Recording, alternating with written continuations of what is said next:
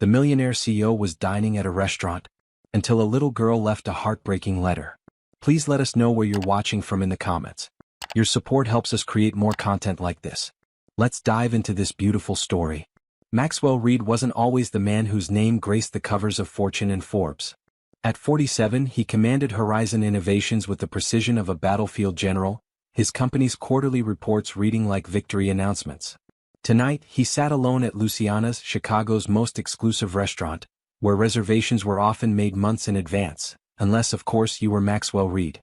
The ambient lighting cast a golden hue across the white tablecloth as Maxwell swirled the 1982 Bordeaux in his crystal glass. The restaurant hummed with the gentle symphony of silverware against fine china, hushed conversations, and the occasional burst of restrained laughter. The air carried notes of truffle, seared duck, and the subtle perfume of wealth, a scent Maxwell had worked his entire life to surround himself with. "Mr. Reed, is everything to your satisfaction?" asked Dominic, the head waiter who had been serving Maxwell for the past 5 years. "The duck was overcooked," Maxwell replied without looking up from his phone, thumbing through emails with the intensity of a man who never truly stopped working. "But the wine makes up for it." Dominic nodded with practiced deference. "My apologies, sir. Perhaps a complimentary dessert?" Maxwell waved him away. "I don't have time for dessert. Just the check." As Dominic retreated, Maxwell's eyes drifted across the dining room. He observed the couples leaning into intimate conversations, the business associates cementing deals with handshakes, the families celebrating milestones. All these human connections unfolding around him, yet Maxwell sat in splendid isolation, exactly how he preferred it. He hadn't always been this way. The youngest of 4 children born to Catherine and Thomas Reed in a small apartment in Southside Chicago, Maxwell knew the sting of hunger and the chill of winter nights when the heating was cut off. His father worked 3 jobs until a workplace accident left him bedridden. His mother stretched dollars at the grocery store like magic, somehow feeding 6 mouths on what seemed like pennies. When Maxwell was 12, his father died from complications related to his injury, and the fragile ecosystem of their family shattered. His oldest brother turned to the streets, his sister dropped out of school to work, and his mother aged a decade in a single year. Only Maxwell kept his head buried in books, determined that education would be his escape route. He was right. A scholarship to Northwestern, followed by a relentless climb through the corporate world, had transformed the hungry boy from Southside into the titan who now paid more in annual taxes than his entire childhood neighborhood earned collectively. Success had been his revenge against poverty, his shield against vulnerability. "Mr. Reed?" Dominic had returned with the leather check folder. "Your payment has been processed. Will you be needing your car brought around?" Maxwell nodded, slipping his phone into the inner pocket of his Brioni suit jacket. As he stood, a commotion near the restaurant's entrance caught his attention. A woman with tired eyes and worn clothes was speaking urgently to the maitre d', who maintained a polite but unmistakable barrier of professional dismissal. "I'm sorry, ma'am, but as I explained, we cannot accommodate walk-ins, especially at this hour," the maitre d' was saying, his voice carrying just enough to reach Maxwell's table. "Please, I don't need a table. My daughter just wants to deliver a letter." "It will take 30 seconds, I promise," the woman pleaded, gesturing to a small girl half hidden behind her legs. The child couldn't have been more than 9 or 10, with unkempt brown hair pulled into uneven pigtails and wearing a coat that had clearly been handed down multiple times. Maxwell normally would have walked past such a scene without a second glance. The struggles of strangers were not his concern. Hadn't he overcome his own battles without anyone's help? But something in the little girl's expression caught him. Her eyes held a determination that transcended her obvious nervousness, a look he recognized from his own childhood reflections.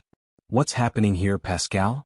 Maxwell addressed the maitre d', who immediately straightened at the sound of his voice. "Nothing of concern, Mr. Reed. Just explaining our reservation policy to this lady and her daughter." The woman turned to Maxwell, recognition flickering across her face. "Mr. Reed? From Horizon Innovations."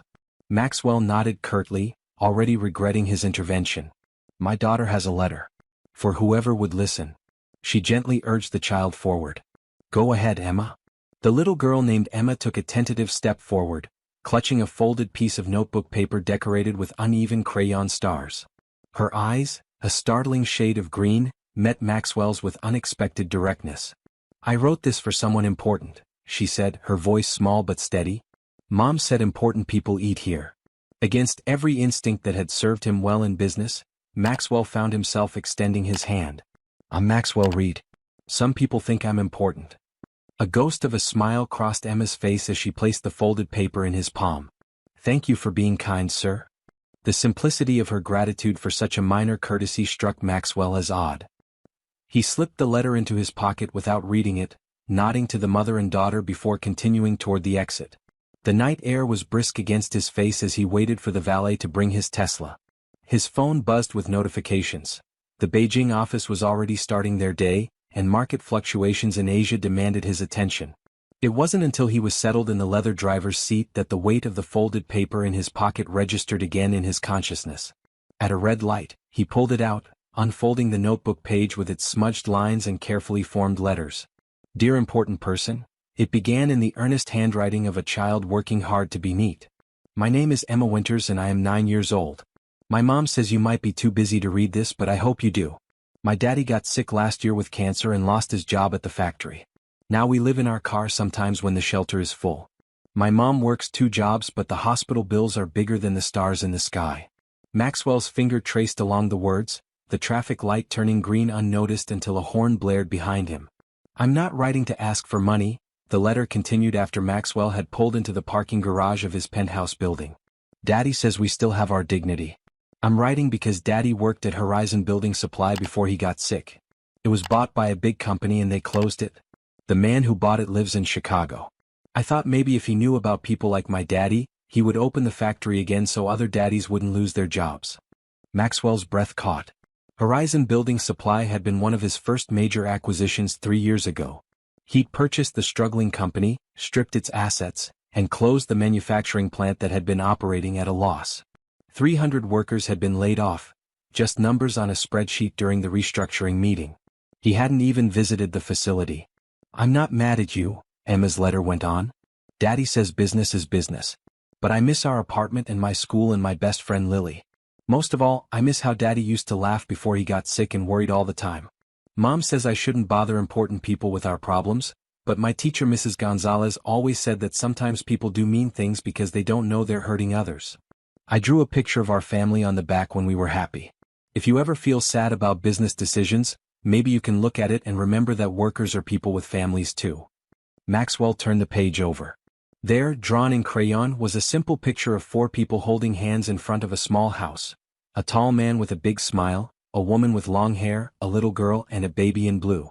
Above them, a yellow sun beamed down, its rays extending to touch each family member. In childish letters at the bottom was written, the Winters family, Amy, Mom, Dad, and baby Lucas. The security guard nodded as Maxwell crossed the marble lobby, but he barely registered the greeting. In the private elevator to his penthouse, he found himself staring at his reflection in the polished brass doors. When had the lines around his eyes become so pronounced? When had his mouth settled into this permanent downward curve? Inside his immaculate apartment, Maxwell poured himself 2 fingers of scotch and walked to the floor-to-ceiling windows that showcased the glittering Chicago skyline. The city sprawled before him, a testament to human ambition and ingenuity. Somewhere out there, Emma Winters was perhaps curled up in the back seat of a car, her family's dignity intact but their future uncertain. He placed the letter on his glass coffee table and sat heavily on his Italian leather sofa. The man staring back at him from Emma's crayon drawing was nothing like the financial predator Maxwell had become. That man, Emma's father, had dignity even in illness and unemployment. While Maxwell had everything money could buy but carried an emptiness he normally refused to acknowledge. His phone rang, his CFO calling about the Asian markets.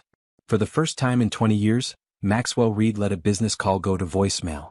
Instead, he picked up his tablet and typed, James Winters Horizon Building Supply, into the search bar. It was time to put a real face to what had only been a number on a balance sheet.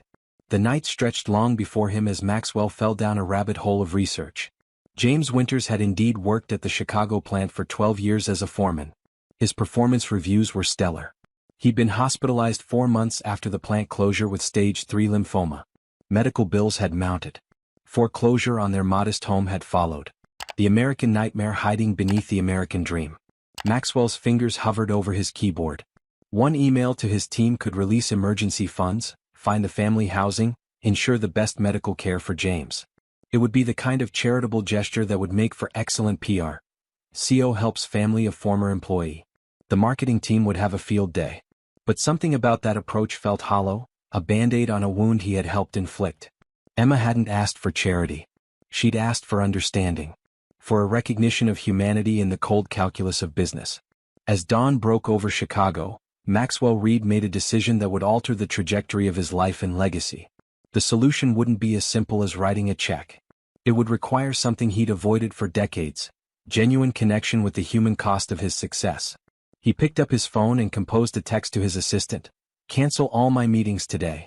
And find me everything you can on the economic impact of corporate social responsibility on long-term profitability." Then, almost as an afterthought, he added, "Also locate a family: James, Emma, and Mrs. Winters. Former employee of Horizon Building Supply. Currently experiencing housing insecurity in Chicago area. Discretion essential."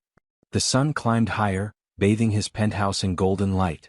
For the first time in years, Maxwell Reed watched a sunrise without calculating how to leverage the day's hours for maximum productivity. Instead, he found himself wondering what Emma might be doing at this moment. Was she awake yet? Was she safe? Was she still holding on to hope that her letter might make a difference? "It will, Emma," he whispered to the empty room. "I just don't know how yet." Maxwell wasn't naive enough to believe he could undo decades of ruthless business practices with a single act of kindness. But as he carefully refolded Emma's letter, he understood that this moment marked a fork in his road. The path forward was unclear, except for one certainty. He needed to find Emma and her family, not just to help them but because somehow, in her childish wisdom, she had reached through his carefully constructed armor and reminded him of the boy he once was, the one who had promised himself that if he ever escaped poverty, he would remember what it felt like to be powerless. Somehow, along the way, he had forgotten that promise. But now, thanks to a little girl's heartbreaking letter, Maxwell Reed was being offered a second chance to remember. Maxwell's assistant, Vanessa, had worked with him for 8 years and prided herself on anticipating his needs before he voiced them. But his text message that morning left her momentarily puzzled. In all their time together, he had never canceled meetings for personal reasons, much less requested information on a former employee's family. By noon, Vanessa had compiled a comprehensive file. She watched Maxwell's face carefully as she placed it on his desk, noting the dark circles under his eyes and the unusual tension in his shoulders. "The Winters family," she said, tapping the folder. "Currently staying at the Harmony House shelter on 43rd Street when there's space available. Otherwise, as you suspected, they're living out of their 2012 Honda Civic. James Winters was diagnosed with non-Hodgkin's lymphoma 14 months ago. Medical bills exceeded $300,000 before they lost their insurance. Their daughter Emma is 9. There's also a son, Lucas, age 3. Maxwell nodded, scanning the documents. "What about Mrs. Winters?" "Sarah Winters. 37. Former kindergarten teacher, now working as a night shift custodian at Mercy Hospital and picking up daytime hours at a convenience store. She's behind on her nursing certification renewal fees, or she could be making triple her current salary." The folder contained photos: Sarah Winters' tired smile from an old school directory, James before his illness standing proudly outside the now-shuttered factory, Emma's school picture with her gap-toothed grin, and a chubby-cheeked toddler who must be Lucas. "Have we confirmed they're at the shelter today?" Maxwell asked. Vanessa nodded. "I spoke with the director under the guise of being from social services. They have a space until Friday morning." Maxwell stood and straightened his tie. "Cancel my dinner with the investment group tonight. And have the car brought around." "Sir?" Vanessa's professionally neutral expression slipped. "You're going personally?" "Yes." And Vanessa, not a word of this to anyone. Especially the PR department. As his driver navigated through Chicago's afternoon traffic, Maxwell rehearsed what he might say to the Winters family. Every opening line sounded hollow in his mind. "Hello, I'm the man who indirectly destroyed your lives, but I've had a change of heart after reading your daughter's letter?" He almost laughed at the absurdity of it. Harmony House Shelter was a converted elementary school in a neighborhood Maxwell had never visited despite living in Chicago for 15 years. The brick building was clean but weathered, with colorful murals attempting to brighten the institutional facade. A small playground with rusty equipment sat in what had once been a parking lot. Maxwell instructed his driver to wait and approached the entrance with uncharacteristic hesitation. Inside, a security desk was staffed by a heavy-set man with kind eyes who looked up with immediate suspicion at Maxwell's tailored suit. "Help you?" the guard asked, clearly placing Maxwell in the category of either city inspector or unwelcome debt collector. "I'm looking for the Winters family." Sarah, James, and their children. The guard's expression hardened. And you are? Maxwell almost gave his real name but caught himself. An old colleague of James. I just heard about their situation. After a phone call and a 5-minute wait, a woman appeared from a hallway, Sarah Winters, looking even more exhausted than she had at the restaurant. Recognition dawned in her eyes. Mr. Reed, she said, confusion evident in her voice. From Luciana's last night? Maxwell nodded, suddenly acutely aware of the gulf between them, not just financial but experiential. This woman had witnessed her husband's body ravaged by cancer while working 2 menial jobs and caring for 2 children without a home to call their own. What could he possibly say that wouldn't sound condescending? Mrs. Winters. I read Emma's letter. Sarah's face flushed. I'm so sorry about that. Emma shouldn't have bothered you. She doesn't understand how the world works yet. Perhaps she understands better than most of us, Maxwell replied quietly. Is there somewhere we could talk privately? Sarah led him to a small courtyard where a few plastic chairs surrounded a concrete planter filled with struggling marigolds. A boy, Lucas, Maxwell presumed, was playing with plastic dinosaurs in a corner while Emma sat cross-legged on the ground nearby, reading a dog-eared library book. Emma, Sarah called gently. Do you remember the man from the restaurant? Emma looked up, her green eyes widening as she recognized Maxwell. She scrambled to her feet, smoothing down her mismatched clothes. You read my letter, she said, not a question but a statement of fact. I did, Maxwell confirmed, kneeling to meet her at eye level despite the damage the concrete would do to his custom suit pants. It was very well written. Emma nodded solemnly. Mrs. Gonzalez says I have a gift for persuasive writing. Emma, why don't you take Lucas inside for his snack? Sarah suggested, clearly wanting to speak to Maxwell alone. But Mom? Please, honey. Emma sighed with the universal resignation of children everywhere but gathered her brother and his toys. Come on, Lucas. They're gonna talk about grown-up stuff we're not supposed to hear. Once the children were inside, Sarah turned to Maxwell with a mixture of embarrassment and defiance. Mr. Reed, I appreciate you coming but we don't need charity. James is very proud and… I'm not here to offer charity, Mrs. Winters, Maxwell interrupted. I'm here because your daughter made me realize something important that I'd forgotten. Sarah waited, arms crossed protectively across her chest. I grew up poor in South Side, Maxwell continued, the words feeling strange in his mouth after years of avoiding discussion of his origins. My father died when I was 12. My mother worked herself to the bone trying to keep us afloat. I promised myself if I ever made it out, I'd remember what it felt like. But somewhere along the way I forgot. Sarah's posture softened slightly. Emma has that effect on people. She sees right through to the heart of things. I'd like to meet James if that's possible. Sarah hesitated. He's not having a good day. The chemo hits him hard. I understand. Perhaps another time. Maxwell reached into his pocket and withdrew a business card. Not the glossy corporate ones with just his title and company, but the plain one with his personal cell number that only a handful of people possessed. My direct line. When James is feeling better, I'd like to speak with him. About potential opportunities. Sarah took the card with visible skepticism. Mr. Reed, I don't mean to be rude, but why are you really here? People like you don't usually visit shelters unless there's a photo op involved. Her directness was refreshing after years of sycophants and yes-men. Maxwell found himself responding with equal honesty. Because I need to see what happens to the human beings behind the numbers on my spreadsheets. Because your daughter's letter made me realize I've been making decisions in a vacuum, separated from their consequences. And because I think there might be a way for me to help that doesn't involve charity, but rather correcting a mistake. Sarah studied him for a long moment. You're serious, aren't you? Deadly serious. The door to the courtyard opened and Emma peeked out. Mom? Dad's asking for his medicine. Sarah checked her watch and sighed. I need to go. It's time for his pain meds. Maxwell nodded. Of course. But before I leave, Emma, may I ask you something? The little girl approached cautiously. Yes, sir? In your letter, you mentioned that your father worked at Horizon Building Supply. Did you know that was one of my companies? Emma nodded. I looked you up at the library computer. They had a picture of you from when you bought the factory. Maxwell felt a surge of respect for this resourceful child. What would you say if I told you I was thinking about reopening that factory? Emma's eyes widened. For real? I'm considering it. It would take time and I'd need to do it differently than before. But your letter made me think there might be a better way to run a business. one that considers the people as well as the profits. Would Daddy get his job back? The hope in Emma's voice was almost painful to hear. That would be up to him once he's feeling better. But there would certainly be a place for him if he wanted it. Sarah placed a protective hand on Emma's shoulder. Mr. Reed, please don't make promises you don't intend to keep. Not to her. I never make promises I don't intend to keep, Mrs. Winters. It's bad business. Maxwell handed Sarah a second card. This is my assistant, Vanessa. Call her tomorrow. She'll arrange for more suitable temporary housing while we sort things out. No strings attached and no charity. Consider it an advance on James's future consultation services. Before Sarah could object, Maxwell added, I need people who understand the factory from the inside. James has 12 years of experience that would be valuable to me if I'm going to make this work.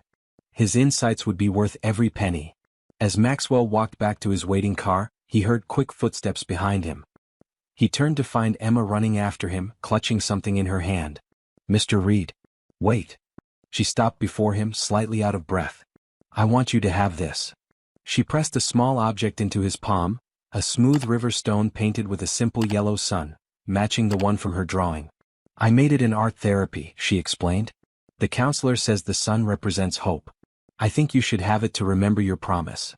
Maxwell closed his fingers around the stone, its weight somehow more significant than it should have been. Thank you, Emma. I'll keep it with me. Back in his car, Maxwell directed his driver to take him not to his office or penthouse, but to the abandoned Horizon building supply factory on the city's west side. As they pulled up to the chain-link fence surrounding the defunct facility, Maxwell felt a strange mixture of shame and determination. The once bustling factory stood silent, windows boarded, loading docks empty. A faded sign still proclaimed it, a Horizon Innovations Company. Maxwell instructed his driver to wait and used his master key to unlock the fence. Walking the perimeter alone, he tried to see the building through James Winters' eyes, not as an underperforming asset to be liquidated, but as a workplace, a community, a source of livelihood and dignity for 300 families. Inside, the vast production floor was eerily quiet, dust motes dancing in the shafts of late afternoon sunlight that penetrated through gaps in the boarded windows. Machinery stood dormant under plastic sheeting, the ghosts of productivity past. Maxwell ran his hand along a workbench, remembering how his own father had taken pride in his factory job before the accident that eventually claimed his life. How had he forgotten that fundamental connection? How had he become so removed from the reality of working people when he himself had come from exactly such circumstances? Maxwell took out his phone and dialed a number he rarely used personally. Marcus? It's Max Reed. I need you and the development team to meet me tomorrow morning. Yes, I know it's short notice. It's important. He paused, looking around the empty factory floor. We're going to revisit the Horizon building supply closure. I think we made a mistake. Marcus Daniels, his VP of Strategic Development, sounded understandably confused. A mistake? The numbers were clear, Max. That operation was bleeding money. Sometimes the numbers don't tell the whole story, Marcus. 9 tomorrow, my office. Maxwell ended the call before his VP could argue further. Outside again, Maxwell stood staring at the factory's silhouette against the darkening sky. He removed Emma's painted stone from his pocket, its cheerful yellow sun incongruous against the industrial backdrop. 300 jobs. 300 families. 300 stories like the Winters family that he had never bothered to consider. For the first time in his adult life, Maxwell Reed felt something he couldn't immediately identify. It took him several minutes of standing in the shadow of his past decision to recognize it. Accountability. Not to shareholders or board members, but to the people whose lives were affected by the stroke of his pen. It was uncomfortable, this feeling, but also strangely liberating. His phone buzzed with a notification. An urgent issue with a pending acquisition in Portland needed his attention. 6 months ago, he would have been making calls immediately, ruthlessly focused on protecting his interests. Today, he silenced the phone and continued his solitary inspection of the factory grounds, planning how he might breathe life back into this place.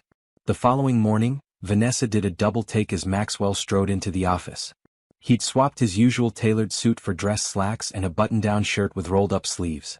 More shocking still was the 5 o'clock shadow on his normally clean-shaven face. "Sir? Are you feeling all right?" she asked, unable to mask her concern. "Never better," Maxwell replied, and meant it. He'd spent most of the night reviewing financial reports, market analyses, and employee records from the building supply division. Is everyone here for the meeting? In the conference room, yes. But the executive committee is confused about why you've called this session. NPR has been trying to reach you about the Portland situation. Portland can wait. And the executive committee will understand soon enough. The glass-walled conference room fell silent as Maxwell entered. 8 faces regarded him with varying degrees of curiosity and apprehension. These were his top people, the ones who implemented his vision without question, until now. Ladies and gentlemen, Maxwell began, remaining standing rather than taking his usual seat at the head of the table. Yesterday, I received a letter from a 9-year-old girl named Emma Winters. Her father worked at our building supply factory until we closed it 3 years ago. Shortly after losing his job, he was diagnosed with cancer. The family is now homeless. He let the uncomfortable silence stretch before continuing. I visited the factory yesterday. It's still structurally sound. The equipment is still there. And I've spent the night reviewing our decision to close it. Marcus Daniels cleared his throat. Max, with all due respect, that closure was the right financial move. The operation was unprofitable. Was it? Maxwell clicked the remote to display a series of spreadsheets on the wall screen. I've been running numbers. What if we had invested in modernizing the plant instead of shutting it down? What if we had retained the skilled workforce but pivoted to sustainable building materials instead of trying to compete in the traditional market? For the next hour, Maxwell laid out a vision that had crystallized during his sleepless night. A reimagined horizon building supply that would manufacture eco-friendly construction materials, tapping into the growing green building market that commanded premium prices and attracted ethical investors. The initial capital outlay would be substantial, he acknowledged. But the 3-year projections show potential for higher margins than our current portfolio average. Cynthia Wong, his chief financial officer, looked skeptical. These projections assume we can recapture market share in a highly competitive space. What's your basis for that assumption? Maxwell smiled, recognizing the question as one he would have asked himself a week earlier. Because we're going to do something none of our competitors are doing, we're going to rebuild with the community, not despite it. He clicked to the next slide, showing a blueprint for a factory that included an on-site childcare center, educational facilities, and a medical clinic. We're going to offer profit sharing, comprehensive healthcare including mental health services, educational benefits, and flexible scheduling. We're going to create the factory of the future, one that values its workers as assets rather than expenses. The room erupted in discussion, some executives nodding thoughtfully, others voicing concerns about costs and shareholder expectations. Maxwell let the debate flow, noting who seemed to grasp his vision and who remained entrenched in the old paradigm. Finally, he raised a hand for silence. I understand your concerns. They're valid. But I'm asking you to consider what we've been missing in our calculations. He placed Emma's painted stone on the table. This was given to me by the daughter of one of the workers we laid off. It represents hope.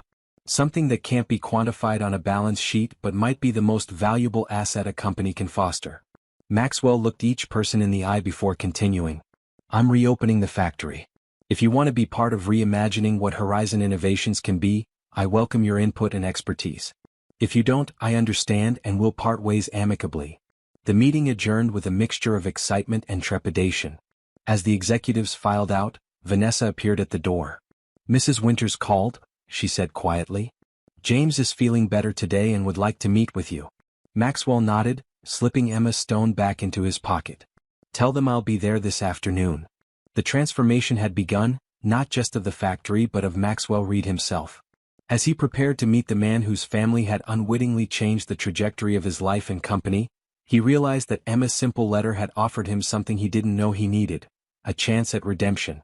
The modest apartment Vanessa had arranged for the Winters family was in a quiet neighborhood not far from the hospital where James received his treatments. As Maxwell parked his car, he'd chosen to drive himself rather than use his chauffeur. He noted the well-maintained playground across the street and the small grocery store on the corner. A neighborhood where a family could rebuild their lives with dignity. He carried a slim portfolio containing documents that represented not charity, but opportunity. The Winters apartment was on the 2nd floor, and Maxwell found himself uncharacteristically nervous as he knocked on the door. Sarah answered, her appearance already improved from their meeting at the shelter.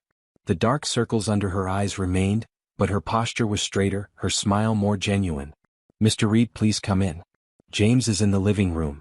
The apartment was sparsely furnished but clean and bright. Emma sat at a small table doing homework, while Lucas napped on a second-hand couch. In a recliner by the window sat James Winters. Cancer and chemotherapy had taken a visible toll on the man. His frame was gaunt, his complexion pallid, and a baseball cap covered what Maxwell assumed was hair loss from treatment. But his eyes were clear and intelligent, studying Maxwell with undisguised curiosity. "So you're the famous Maxwell Reed," James said, his voice stronger than Maxwell had expected. "And you're the famous James Winters," Maxwell replied, extending his hand. "Your daughter speaks very highly of you." James's handshake was firm despite his weakened state. "Emma told me about her letter. I hope she didn't cause you any trouble." "Quite the opposite." Maxwell took the seat Sarah offered him. "Your daughter's words made me re-evaluate some fundamental aspects of my business philosophy." Emma looked up from her homework, clearly eavesdropping while pretending not to. "Mr. Winters." "Jim, please." "Jim. I won't waste your time. I've spent the past 48 hours reviewing every aspect of the decision to close Horizon Building Supply. I believe it was a mistake, my mistake, and I intend to correct it." James shifted in his chair, his expression guarded. "That's unexpected. But what's done is done. 300 people found other jobs or didn't. Lives moved on." "Some lives moved on better than others," Maxwell acknowledged. "Which is why I'm here. I'm reopening the factory but with a new direction. We're pivoting to sustainable building materials, with modernized equipment and improved working conditions." He opened the portfolio and removed several architectural renderings, spreading them on the coffee table between them. "These are the preliminary designs. We'll start rehiring next month with priority given to former employees. I'd like you to be part of the team overseeing the transition." James stared at the blueprints, then back at Maxwell. "Is this some kind of elaborate guilt offering?" "It's business, Jim. Smart business. The market for eco-friendly building materials is growing exponentially. The factory's location is ideal for distribution, and the community needs the jobs." Maxwell leaned forward. "But yes, I also want to right a wrong. Your family opened my eyes to something I'd lost sight of, that business decisions affect real people with real lives." Sarah had joined them, standing behind James's chair with her hands resting protectively on his shoulders. "What exactly are you proposing, Mr. Reed?" Maxwell withdrew another document. "A consulting position for Jim, effective immediately. Work from home until your doctors clear you for more. Full health benefits for the entire family, backdated to cover your existing medical bills. Once you're able, you transition to Director of Operations, overseeing the factory floor you know better than anyone." James took the contract with trembling hands. "This is generous." "It's fair," Maxwell corrected. "I'm not giving you anything you haven't earned with 12 years of exemplary service. The salary reflects your experience and the value you'll bring to the operation." Emma had abandoned all pretense of doing homework and now stood beside her father, examining the blueprints with intense concentration. "What's this part?" she asked, pointing to a building adjoining the main factory. Maxwell smiled. "That's the child care center and education facility. For employees' children. And this," he pointed to another section, "is the health clinic." James studied the figures on the contract, his forehead creased in thought. "Why are you really doing this, Mr. Reed? You could have written us a check and gone back to your life without all this restructuring." Maxwell considered the question carefully. 6 months ago, I would have done exactly that, if I'd noticed your situation at all. A charitable donation, a press release about corporate responsibility, and back to business as usual." He removed Emma's painted stone from his pocket, turning it over in his palm. "But your daughter reminded me of something I'd forgotten. Behind every spreadsheet are people. Behind every bottom line are lives being lived." He placed the stone on the table beside the blueprints. "I grew up poor, Jim. Not just struggling but genuinely poor. Cold apartments, empty refrigerators, second-hand clothes. My father worked in a factory until an accident left him unable to provide for us. He died when I was 12. I swore then that I'd never be vulnerable that way. I'd make enough money to be invincible." James nodded with understanding. "So you built an empire." "I built walls," Maxwell corrected. "Higher and thicker with each acquisition, each merger, each million. Until I couldn't see over them anymore. Couldn't see the people on the other side." He gestured around the apartment. "Couldn't see families like yours." Sarah touched Maxwell's shoulder briefly.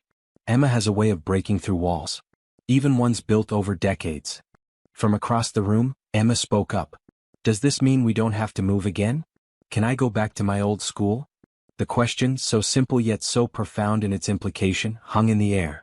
Maxwell looked to James and Sarah for permission to answer. Sarah nodded. Yes, sweetheart. If your dad takes this job, we can stay here. You can go back to school with your friends.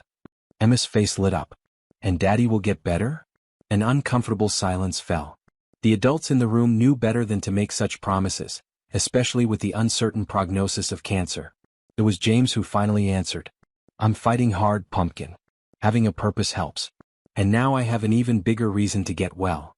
He turned to Maxwell. I accept your offer, Mr. Reed. Not for charity, but because it sounds like you're going to need someone to keep your factories humane while you revolutionize your business model. Maxwell nodded, surprised at the relief he felt. Call me Max. And you're right, I need someone who'll hold me accountable, who sees what I sometimes miss. Like 9-year-old consultants? James asked with a smile, glancing at Emma. Especially 9-year-old consultants with wisdom beyond their years. Over the next several months, Maxwell found himself spending more time at the renovating factory than in his executive office. The site had become a symbol of his evolving business philosophy, one where profit and people existed in balance rather than opposition. James's health improved gradually, allowing him to contribute more to the project. His insights proved invaluable, identifying inefficiencies the corporate team had missed and suggesting innovations born from years on the factory floor. True to his word, Maxwell implemented comprehensive benefits for the reopened facility's employees, health insurance that actually covered catastrophic illnesses, flexible scheduling for parents, educational subsidies, and profit sharing that gave workers a stake in the company's success. Not everyone in the business world understood or approved of Maxwell's new direction. 2 board members resigned in protest of what they called reckless sentimentality. Several major investors expressed concern about projected returns under the new model. But for every critic, there seemed to be 2 supporters. Ethical investment funds began approaching Horizon Innovations. Young talent clamored to join a company suddenly known for its progressive labor practices. Most surprisingly to Maxwell, profits didn't plummet as predicted. They stabilized, then gradually began to climb as the company's reputation enhanced its market position. 6 months after Emma's letter, on a crisp autumn morning, Maxwell stood on a podium before the renovated factory. A crowd of 300 rehired workers and their families gathered for the official reopening ceremony. James stood nearby, thinner than before his illness but standing on his own strength, Sarah and Emma beside him, Lucas perched on his mother's hip. Today isn't just about reopening a factory, Maxwell told the assembled crowd. It's about opening a new chapter in how business can be conducted. One where profit and compassion aren't opposing forces, but complementary strengths. As he spoke, Maxwell caught sight of Emma in the front row, beaming with pride. She wore a new dress for the occasion, her hair neatly braided, looking every bit the normal, happy child she deserved to be. The painted stone she had given him now served as a paperweight on his desk, a daily reminder of the lesson she had taught him. Someone very wise once told me that workers are people with families, Maxwell continued, smiling at Emma. It sounds obvious, doesn't it? But in the language of business, we often reduce people to resources, assets, or liabilities. We forget the human factor that gives our work meaning. Maxwell invited James to join him at the podium, an unplanned gesture that caused murmurs of approval from the crowd. James Winters reminded me what true leadership looks like, Maxwell said, placing a hand on James's shoulder. It's not about commanding from a distance. It's about understanding the impact of your decisions on real lives. It's about remembering where you came from, no matter how far you've traveled. Together, they cut the ribbon stretching across the factory entrance. Applause erupted, and for the first time in years, Maxwell felt a sense of genuine accomplishment that had nothing to do with stock prices or profit margins. Later that day, as workers and their families toured the new facility, Maxwell found Emma sitting alone on a bench in the courtyard of the new child care center, watching younger children play on brightly colored equipment. "May I join you?" he asked. Emma nodded, scooting over to make room. "It worked out pretty good, didn't it? Your factory is open again and my dad has his job back." "Better than good," Maxwell agreed. "Your letter changed everything, Emma. Not just for your family but for hundreds of others. And for me." Emma considered this with the serious expression he'd come to recognize as her thinking face. "I didn't think important people listened to kids." "The truly important people do," Maxwell replied. "Because wisdom doesn't always come in the packages we expect." They sat in comfortable silence for a moment, watching the children play. "Mr. Reed," Emma said finally, "are you still lonely?" The question caught him off guard. What makes you think I was lonely? Emma shrugged. You were eating all by yourself at that fancy restaurant. And you looked sad even though you had nice clothes and a big car. Maxwell chuckled at her perceptiveness. I was lonely though I didn't realize it. I had surrounded myself with things instead of people. And now? He considered the question honestly. Now I have purpose beyond just making money. I have connections, to your father, to this community, to a vision bigger than myself. He smiled at her. And I have a 9-year-old friend who keeps me honest. Emma nodded, satisfied with his answer. That's good. Nobody should be lonely. A year later, Maxwell stood at the window of his office, looking out over the Chicago skyline. The view was different now. He'd moved Horizon Innovations headquarters to a renovated building near the factory, trading his penthouse corner office for something more accessible to the workers whose lives his decisions affected. On his desk sat a framed letter, Emma's original message preserved behind glass. Beside it was a newer item, a second-grade essay titled My Hero, written by Emma Winters, detailing how a businessman had saved her father's job and helped her family find a home. Maxwell's phone buzzed with a message from James. Quarterly numbers just came in. Sustainable division outperforming projections by 15%. Told you so. Maxwell smiled as he typed his reply. Employee satisfaction survey results also in. 96% approval. Who's the wise guy now? The intercom chimed and his assistant's voice came through. Mr. Reed, your 3 o'clock is here. The tour group from the business school. Send them in, please. 20 graduate students filed into his office, eager faces ready to absorb wisdom from the CEO whose unconventional business practices had become a case study at their university. Welcome, Maxwell greeted them. You're here, I assume, to learn the secret to Horizon's remarkable turnaround. The students nodded, notebooks and tablets ready. Maxwell picked up Emma's painted stone from his desk.